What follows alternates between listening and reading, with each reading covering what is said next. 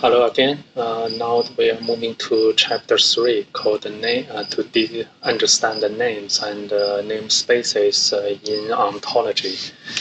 Through this tutorial of pizza.owl, this chapter is like our just a demo instead of our exercise.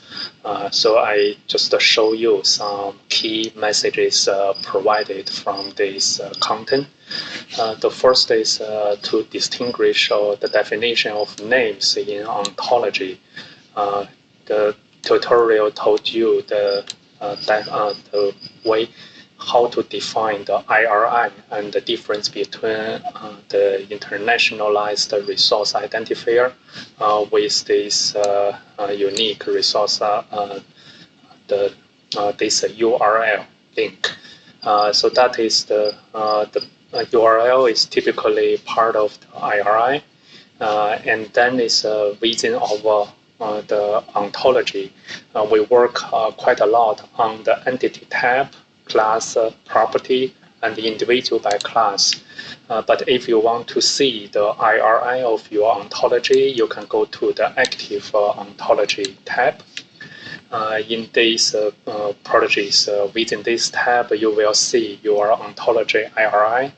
My RI is normally is start from this www.semanticweb.org. That's the common, and then this is your current active username for your computer, and followed by ontologies with year, month, and then your file. When you build this ontology, you give a name for your ontology. It can be different to your IRI, but will be the similar the structure.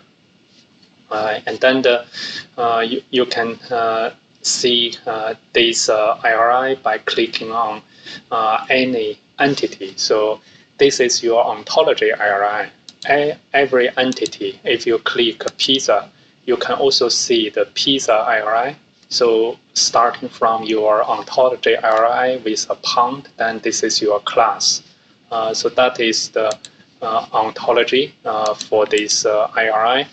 And also, if you have, let's starting from the class, so pizza class, if you do this refactor rename entity, you can go to this menu here with Control U. Same as if you right click, you have this the rename. So it's here change IRI. Same. When you do this, you can open this dialog, and from here you can see a show full IRI. Then that is the same on this gray the text. And then you can change pizza with other name. Then all the this class related to pizza will be changed. Also, this is the class, and if we go to the individual, so if I put this medium and right go to refactor rename entity, is belong to pizza. So you can see you can only see the class IRI, but for our individual, I think is you cannot see. Oh yeah, here you cannot see from individual by class, but if you switch to the individual type, even for individual, you also have our IRI. So that is also the unique the name for individual. It's the same as if you go to refactor, you can see this is your individual IRI. If you don't show full, it's like the individual. You can also change that. But for the individual, there is no right click from mouse. That I think is can be improved. In the class, you can right click. But in the individual, you don't have a right click menu. But that is now is workable. And then this for the class in the next chapter, you can see the annotation. The the area, you can also add a label for your pizza or for your class with some more meaningful the name. Then this you can show your class name, or you can show this annotation label name. So that is our kind of the flexibility of the display. Also here on this chapter is talking about this namespace. So namespace is depending on those different ontology.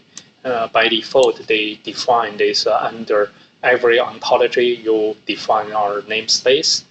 Then that can help you to isolate and distinguish the different the class and individuals within the different namespace. So just try to read this and understand that. Last paragraph is talking about the prefix. So in the active ontology, there's a bottom tab. In the middle is ontology prefixes. From here is some the default the prefix, like is all is like w3.org is date and month and all, and also RDF, XML, XSD. So all those have some the default the prefix.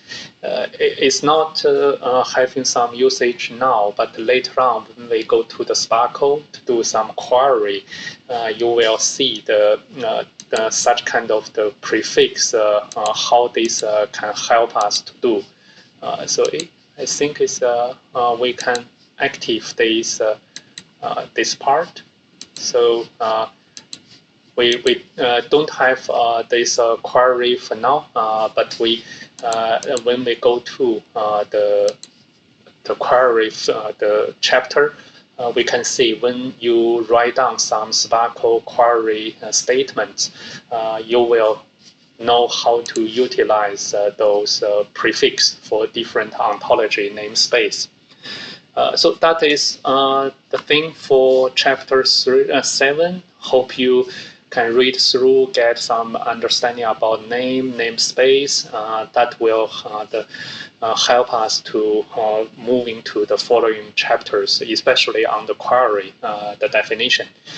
See you in the next video. And since there's no exercise, we don't need to capture our snapshot, the model, so you can still use the earlier the model. So if I just before close is I come to our repository, is up to date.